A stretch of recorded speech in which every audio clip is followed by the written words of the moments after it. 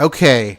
Hey, everybody. Unfortunately, we had some technical difficulties earlier, so we're starting an hour later than was assumed. We ran through it earlier, but there were technical difficulties, so unlisted it. Here we go. Let's do this. Robert Oppenheimer, The Life. Um, People may not show up because the time's different. That's okay. We'll record it and people will watch it later. So I'm just going to tweet this out. And yeah, once we tweet it out, we will start.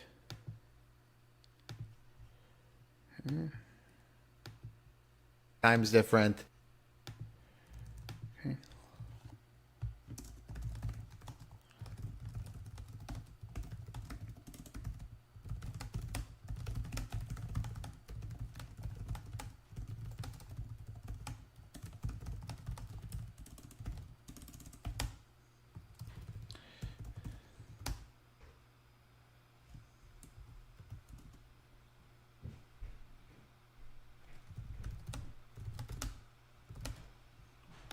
Scurrilously, maybe a little strong. We'll do controversially. Alleged spying.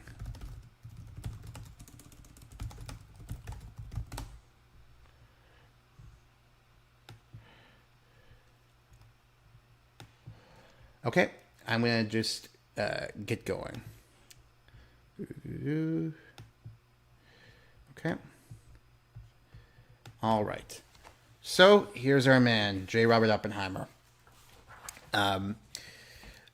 And we're going to talk today about his life and times, the formative experiences, the intellectual ability, the familial life, and the thorny question of whether he was not only a communist sympathist, but actually a spy on behalf of the Soviet Union. That's the thorniest question of all regarding Mr. Oppenheimer.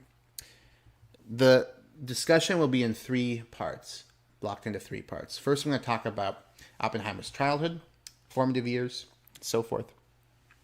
Second, I'll talk about his work as a scientist, his professional and educational development, and of course his role in pioneering the Manhattan Project. And finally, thirdly, I'll talk about this question of communist ties. Is he a communist? Is he even a Soviet spy? That's the most scandalous part of the presentation. Okay? Looking at this picture, we might guess that Oppenheimer had a privileged upbringing, and that would be an understatement, really.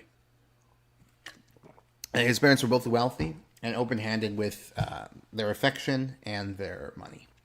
So he was born into extreme privilege. It's a word that's been that's been overused by people on the left, but this is real privilege, what he had. Here's his father, Julius, on the left with the young Robert Oppenheimer. By the way, Robert's name is Julius Robert Oppenheimer, but he goes by Robert, so we have to respect that. And Julius had a very different upbringing than Robert. Julius was actually born into a peasant family in a village east of Frankfurt. He's German Jew in 1871. And Julius, despite this very grueling upbringing, gets the opportunity at 17 from a distant relation of his father to work in the United States. Let me blow this up. It didn't work. To work in the United States. Let's just close this. Okay. Here we go. Now we get the full picture. Yeah. To work in the United States in a textile manufacturing company. And, not manufacturing, importation company. Rothfeld Stern and Company. And so he gets a work visa, this 17-year-old kid from a peasant background, doesn't speak English, and is off to the United States. But somehow, 6 years later, he is a partner at the firm at just 23 years old. This kid who came from a very provincial background with no English, no education really, becomes a shareholder in a corporation, in a business that's starting to thrive. So he's, by 23 years old, and certainly into his 30s, he's become a wealthy guy and a successful immigrant. Despite his background and his lack of education, maybe because of it, he was very interested in his spare time in engaging the humanities, in engaging art, music, and so on. He was a cultured man, or tried to make himself such. And he was known to spend much of his time, his free time rather, in the growing New York art gallery scene, and really legendary New York City art gallery scene. So the guy was from a very humble background, was a self-made man in ways that really are hard to understand, frankly, and became very wealthy and tried to become a man of culture as well. This is his wife, Ella Friedman, Robert's mother. Ella was also of German Jewish descent and was also very bright, but I think the differences are at least as striking as the similarities between her and her husband, Julius. So Julius, as I say, was born to this provincial peasant background in Germany. Ella's born to wealth in the United States. She's the kid of migrants. She enjoyed material comfort throughout her life. There's one episode I've read about where she's 20-something, and her parents just accommodate her for a year in luxurious fashion in Paris just because she gets interest in this particular artistic community that she wants to be around. So that was the kind of childhood she had. Not really childhood, but upbringing she had. But she was not just some trust fund kid, as we might call it in contemporary world. She was no non-entity. This woman, Ella, became a professor of art at Barnard College. She was a noted artist in the New York City scene at a time where it was difficult for women to break through into that. The authors of American Prometheus, one of the best biographies of Oppenheimer, though a little bit, I think, too favorably disposed of him, but still very good. Also the biography from which the film was inspired, the recent movie.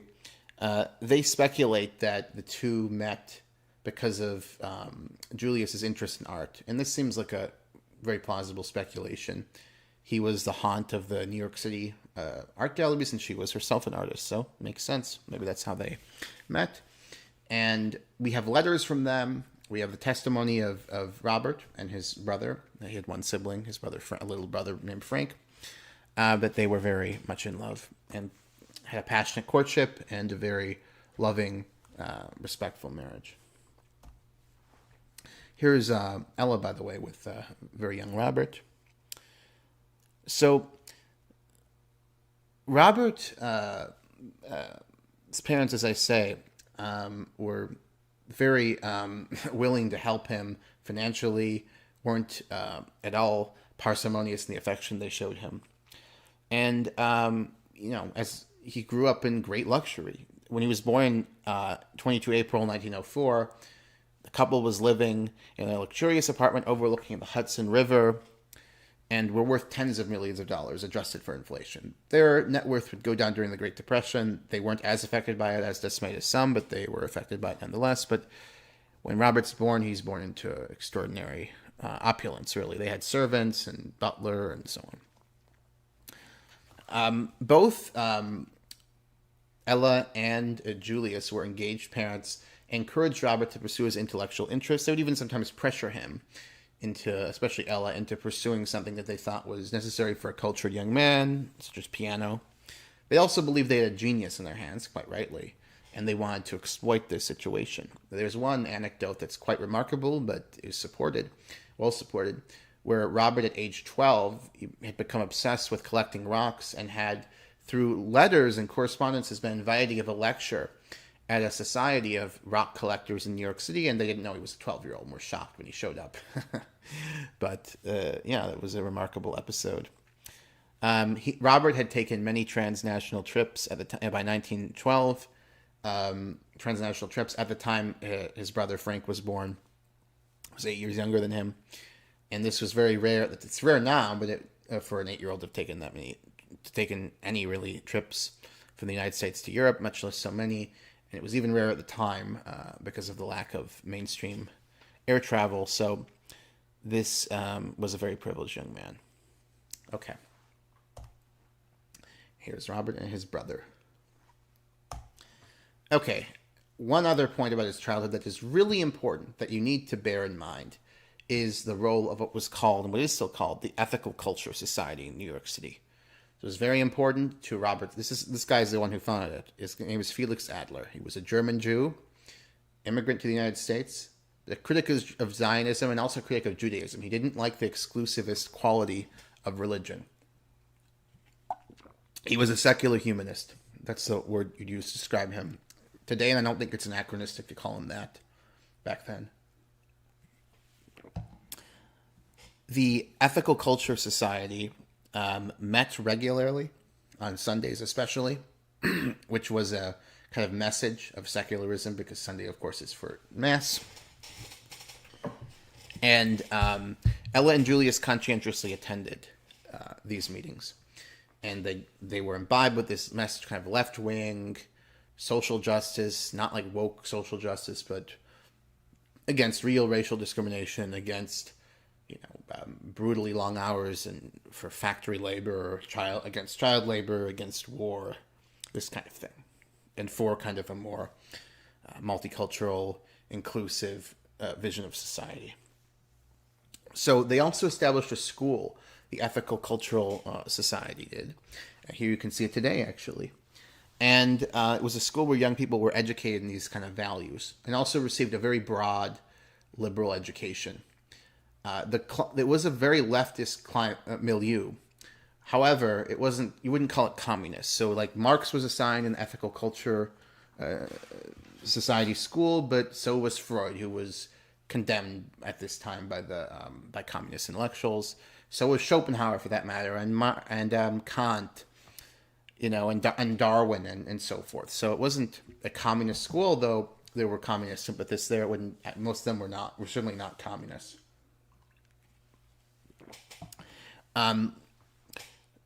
As you may have guessed, Robert was an extraordinary student. Not only a brilliant mind, but a very hard worker, even at this age. He made straight A's, is no surprise.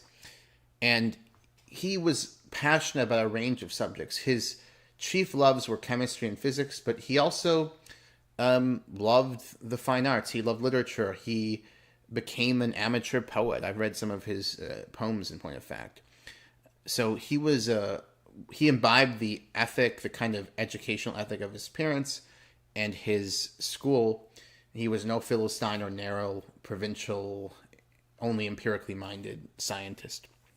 He was a humanistic person. He wasn't a very normal... He was a bit of a freak, though. Not only was he very privileged, but his intellectual capacity sort of isolated him. When he was 14, his parents sent him to just kind of a mainstream summer camp for upper middle class kids of all backgrounds. So he's no longer in his very rarefied Ethical Culture Society school, which was, by the way, mostly German Jews, mostly affluent. They did have a scholarship program to try to get more diversity, but the mainstream was one ethnic group and one social class. So he's now among like regular middle class Americans at the summer camp. Maybe his parents sent them there to tough him out. That's kind of my speculation. But he's bullied brutally at this camp. He doesn't know how to interact with the kids, and even tattles on them for talking about sex in a vulgar way, which isn't is hardly abnormal for 14-year-old kids. So 14-year-old boys especially. So he didn't really know how to interact with regular young people.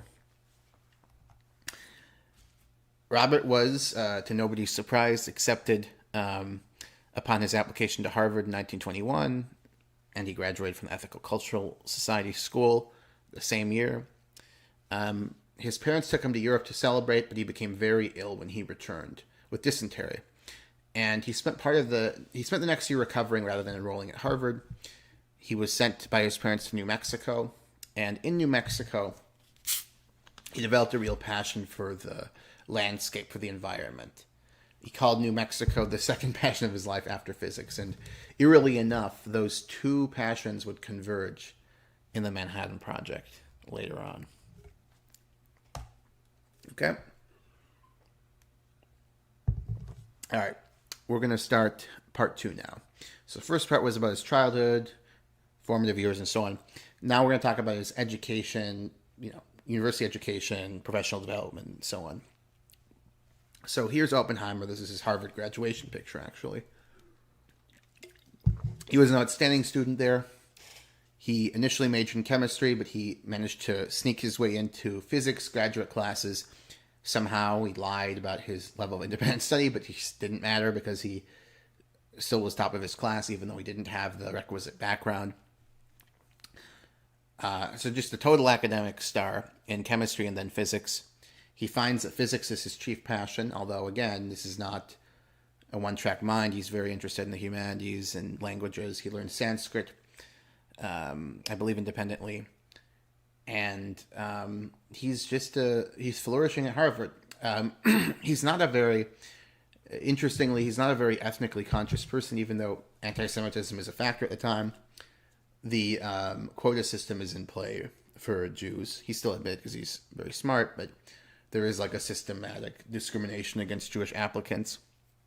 And there's kind of a cultural anti-Semitism, what I'd call in like scare quotes a gentlemanly anti-Semitism. You don't have like Nazi Germany rhetoric is not normalized about fuck the Jews or the Jews are our misfortune. Nothing like this demagogic extreme stuff. But you have this kind of glib, contempt may be a little strong, but glib distaste for Jews and glib comments about Jews and supposed tendencies of Jews are cast in a negative light. This is very common in the Harvard of Oppenheimer's time, but not hatred.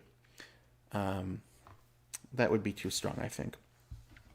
In any case, Oppenheimer's social life at the time is very much Gentile rather than Jewish, which is interesting. He doesn't seem to have a strong sense of ethnic identity, despite some pressures for him to have that with the discriminatory background.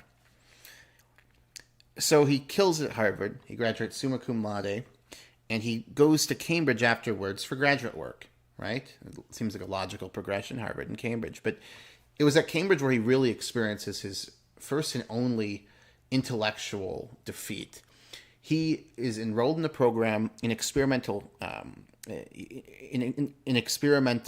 physics, right? And he's just really poor at it. He's not good. He's clumsy in the lab.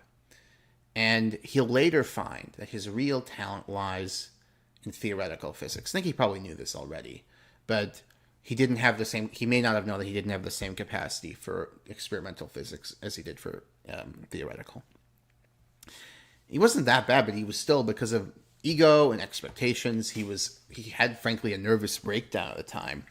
And he even went so far, his behavior got so erratic that he actually attempted to poison one of his tutors to induce illness in him, not to kill him. The film implies he's trying to murder him, but this is an exaggeration according to the biography from which the film is drawn. And he was almost expelled, but his father interceded, and Cambridge struck an agreement with him that he had to take psychiatric evaluations and sessions in order to stay in. Regardless, Oppenheimer by 1926 abandoned Cambridge and took a position as a doctoral student at the University of Göttingen in Germany. And this is where he really excels. He thrives. He enjoys life. This is the best place to study Germany, theoretical physics by far at the time. They're way ahead of the United States, for example. And Oppenheimer's talent is noticed, and he brushes shoulders with various luminaries of German physics, such as Werner Heisenberg and Ernst Jordan.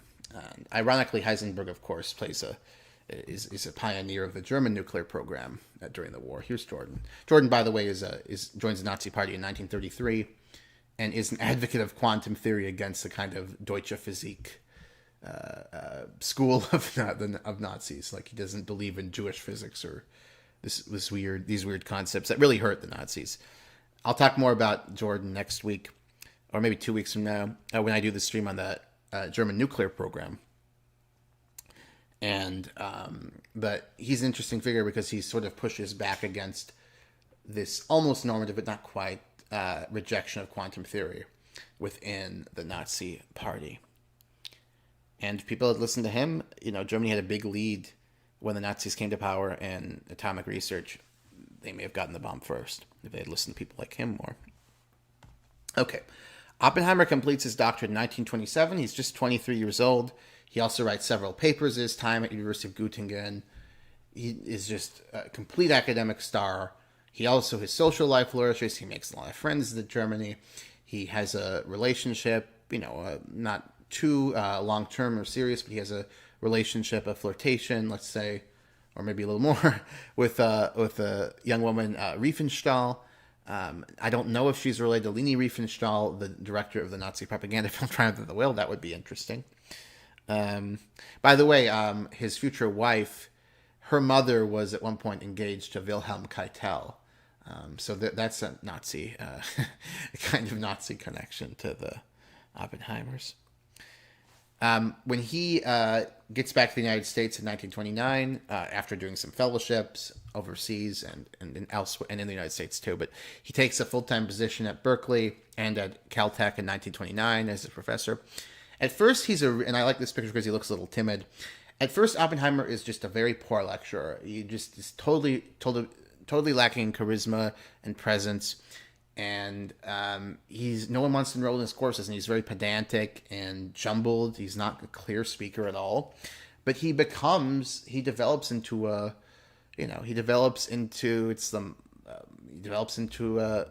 remarkably gifted speaker. And by the 1930s, students are breaking down his door to enroll. His classes are over enrollment, so it's a pretty extraordinary turnaround and reputation. So he's a great teacher, a legendary teacher. He also peppers his lectures with references to history, to the fine arts, to scripture.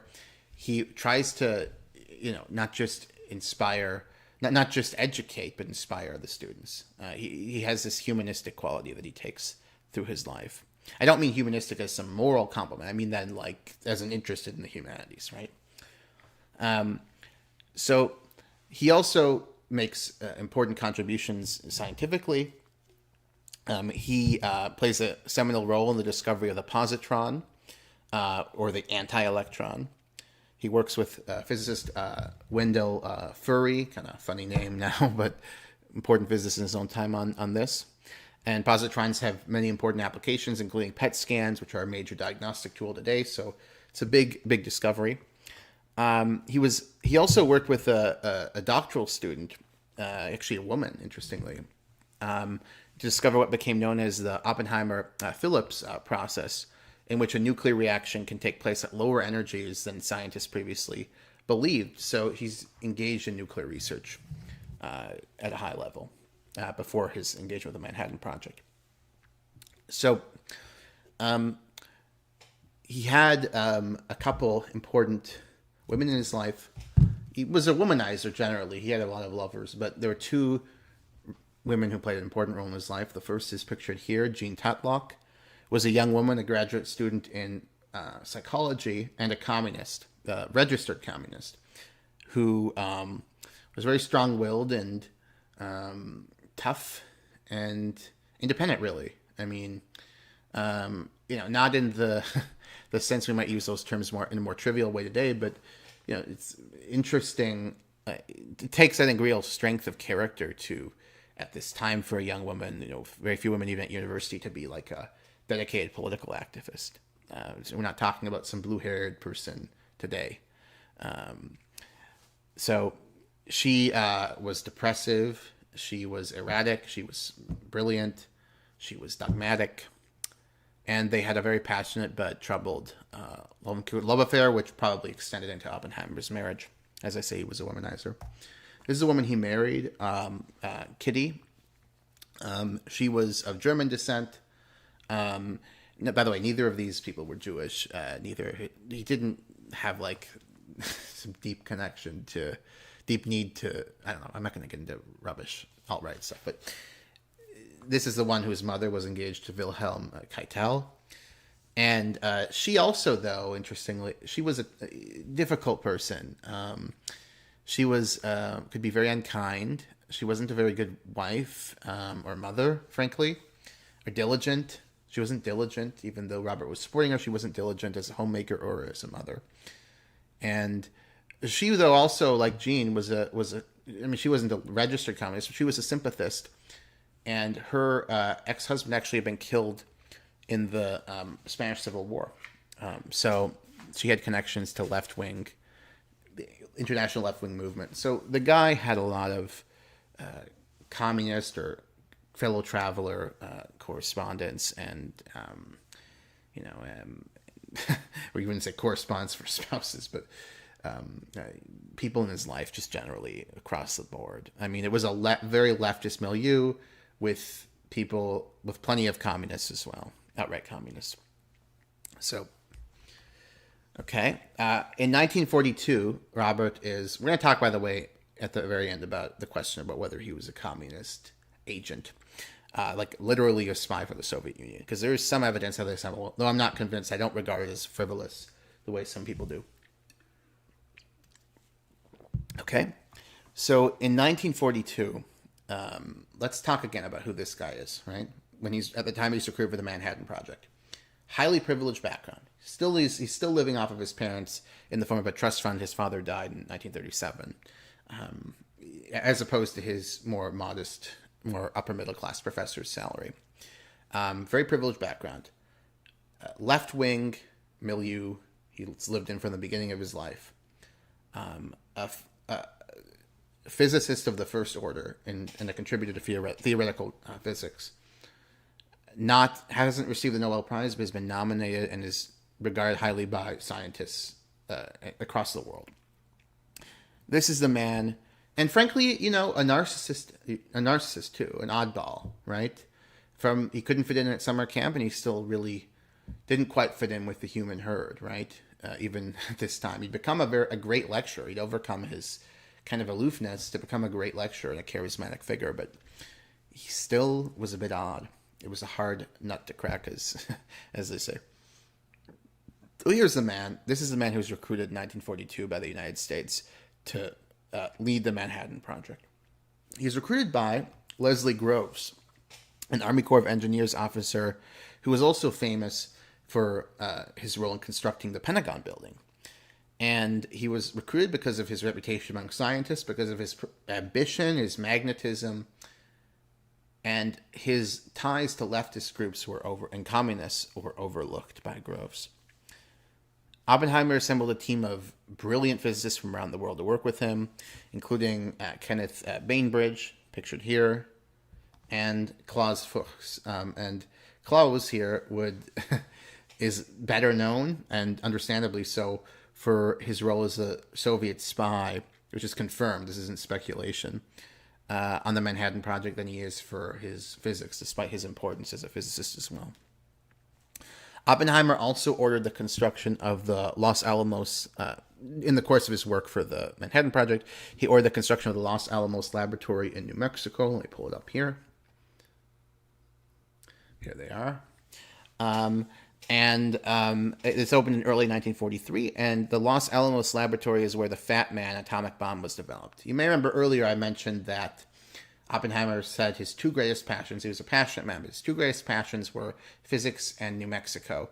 And somehow, eerily enough, these two things converge in the Manhattan Project, because the laboratories in New Mexico and the testing grounds where the Trinity test, the notorious or infamous or famous Trinity test, where the first atomic bomb is successfully tested in human history, is carried out in New Mexico and the Jornada del Muerto, don't know how to speak Spanish, by the way, desert. Incidentally, I'm going to go into much more detail in my next stream about all of the nuclear programs during World War II, German, Russian, American, etc. So I'm not going to go into too much nitty-gritty on the Manhattan Project tonight. Suffice it to say that Oppenheimer was wildly successful as head of the project, which developed the atomic weapons, successfully developed the first atomic weapons, and used them on Japan to end the war. And here they are. I think we should look at this and the nuclear bombings of Hiroshima and Nagasaki in a more abstract way, with some awe and terror as well. Because these are weapons of mass murder ultimately. Even if we think it was justified, I think there's a case to be made for that. I think we should be dignified enough to admit that these are weapons of mass murder. These targeted children and women and old men, and they didn't target combatants. So, yeah. Okay. 9 years after the end of World War II, and the successful use of the atomic bombs in Hiroshima and Nagasaki, Oppenheimer was stripped of his security clearance. This is in the McCarthy era, and his case is reassessed in view of ideology, of prevailing ideology at the time, and also pressure from political enemies of his and personal enemies of his. And he loses his security clearance. He remains an influential public intellectual, although he's embarrassed by this episode quite understandably and diminished. One moment where he's sort of quasi-rehabilitated after the McCarthy era has ended. Not calmed down, really ended. He receives a Medal of Freedom from LBJ. Here he is there. Pardon me, not the Medal of Freedom. He receives the Enrique Fermi Award, which is an award for scientific achievement. And actually, Kennedy had commissioned this, but President Johnson gave it to him because Kennedy was assassinated. Oppenheimer died in 1967 of lung cancer. And that is the man's life. And I'm going to now get a picture of him and talk in some detail about the most sinister aspect of his life. Or accusation, let's not say aspect. The allegation that he was a communist or communist sympathizer or even a spy for the Soviet Union. We're going to talk about the evidence for this and so forth. We'll see who is watching. Okay, we got some people. Time is later, so we have to change the time, so we don't have as many viewers as we would like, but I'm sure we'll get them later when people know about it. Okay. All right, we're going to talk about the communist allegations. Okay, let's make you bigger. Okay. So, there are three allegations. First is he's a communist. Second is he's a sympathizer of the Stalinist Soviet Union. And third, most inflammatory, is he's a fucking Soviet spy. I mean, remarkable if that is true. The head of the Manhattan Project is a spy for the Soviet Union. Now, I'll just tell you at the outset, I think the first is true. I'm not sure about the second. I think there's contradictory evidence. I think the third is false. But there's evidence for all of these, and evidence against at least the second and the third. The first is whether he was a communist sympathizer. Now, look, he wasn't a registered party member, but I think it's obvious whether you look at his entire milieu throughout his life was leftist. Of course he was sympathetic to the communist vision. Was he a doctrinaire party member? No, he wasn't registered. But his friends were communists. His lovers were communists. His social group was communist. He edited in 1940 and 1939. He edited and contributed to communist pamphlets for an organization, the League of American Writers, which was a communist organization. The guy was clearly a fellow traveler. Now, was he a communist? I think that may be an overstatement. But he was clearly a fellow traveler. And I don't think there's a serious way to contend with this. The biographers Kai Bird and Martin Sherwin of American Prometheus want to kind of diminish this allegation. I think that they are succumbing, even though they're doing an exceptional job overall, are succumbing to their bias in this regard. The guy was sympathetic to communism, at least theoretically. Now, was he actually pro-Soviet? Now, that is different, because one could theoretically, and people were, one could be anti-Soviet because of Stalinist atrocities and sympathetic to communists in theory. That's a plausible view. Now, here there's contradictory evidence. So, there's testimonial evidence, considerable testimonial evidence from friends of Oppenheimer's, including people who were in the Communist Party, that Oppenheimer had turned on the Soviet Union by the late 1930s because of reports of the Great Purge, and also in 1939 because of the Molotov-Ribbentrop Pact. That is one point in his favor, this testimonial evidence from multiple people. On the other hand, there's evidence of sympathy to Stalin in 1939 and 1940. In other words, after the Molotov-Ribbentrop Pact. So, Oppenheimer edited one anti-war pamphlet in late 1939 for the League of American Writers. This is a communist group, as I said before. And again, this is opposed to American intervention in the war. And it's very strange that he'd be opposed to American intervention in the war because he'd been a hawkish anti-Nazi, like every communist basically was before the Molotov-Ribbentrop Pact. And then he switches, perhaps. At least he's editing this anti-war article, right? So why would he switch if he weren't sympathetic to the Soviet Union? Because the communists all switched after the Molotov-Ribbentrop Pact because Nazi Germany was the enemy. The core policy of the Soviet Union, collective security, was anti-Nazi. And then they switch with the Molotov-Ribbentrop Pact after they're spurned by the West. And communists in the West switch with them, right? Some don't, but most do. And Oppenheimer appears to have, if we can infer perhaps from this, although maybe that's questionable, he appears to have switched his views to an anti-war view. He doesn't want to go to war with Nazi Germany by 1939. And there is also testimonial evidence that he edited and co-wrote 2 other pamphlets for the same communist organization in February and April 1940, which were remarkably partisan in favor of the Soviet Union, deprecated the New Deal and Roosevelt as disingenuous defenders of the old order against intervention in the war, and so on. These are taking the pro-Soviet line, these articles. Maybe the witnesses are wrong or don't remember. There's 2 of them only, I think. Chevalier, we'll talk about him in a little bit. He was the Chevalier affair is a big piece of evidence used against Oppenheimer. But Chevalier was a professor of literature at Berkeley, a communist, and he says Robert, and very close friend of Oppenheimer's, and he says Robert wrote these 2 other pamphlets, which very much took the Soviet line on the war, the post-Molotov-Ribbentrop Pact line. And you also have Gordon Griffith. So you got 2 witnesses who say he wrote these, and we know for a fact he edited the first one, which was a little tamer, but it still is a communist group and it's against intervention in the war. Now, to be fair, most Americans were against intervention at that time, really the supermajority, but it did seem to be a change in Robert's position because he was very anti-Nazi after they came to power. He fundraised for Jewish refugees who were brutalized in Nazi Germany.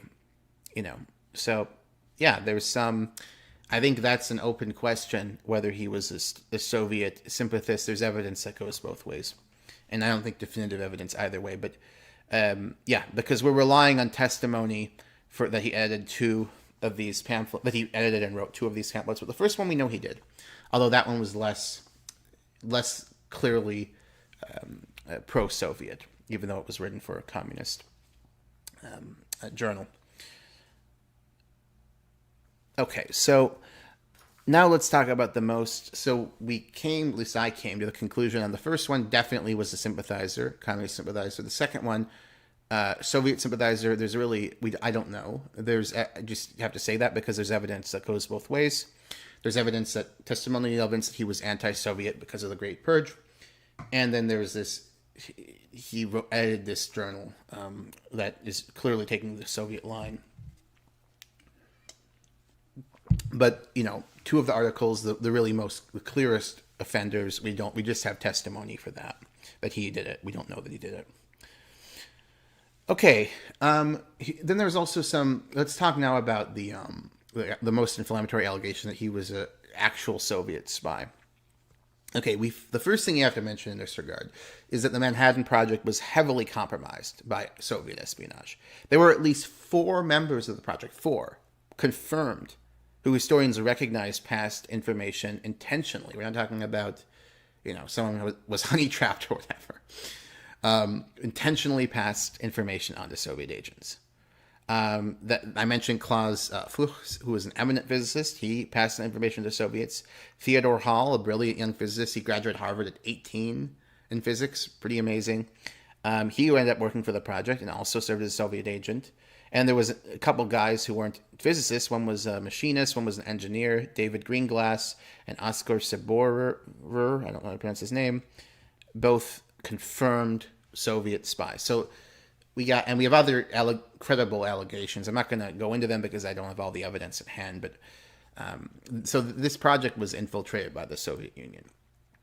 In terms of Oppenheimer himself, we do not have any evidence, what I'll call strong evidence.